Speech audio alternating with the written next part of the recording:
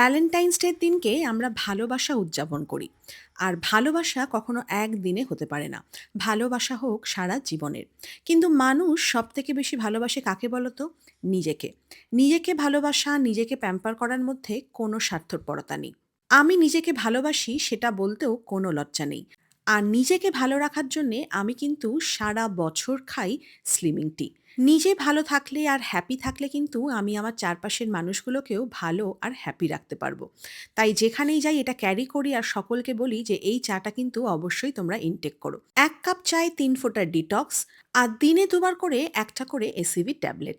লাঞ্চের ১০ মিনিট আগে একটা ট্যাবলেট, ডিনারের ঠিক ১০ মিনিট আগেও আবার একটা এসিভি ট্যাবলেট। দিনে ৩ বার করে slimming tea with detox, ACV tablet আর অবশ্যই দিনে ২ টো করে খাই কিন্তু ওমেগা ক্যাপসুল। যেটা আমার শরীরের ওজনটাকে ঠিকঠাক রাখার পাশাপাশি কিন্তু আমার স্কিনটাকেও একদম টান আর গ্লোয়িং রাখে। ভ্যালেন্টাইন্স ডেতে সবাই তার ভালোবাসার মানুষকে গিফট দেয়।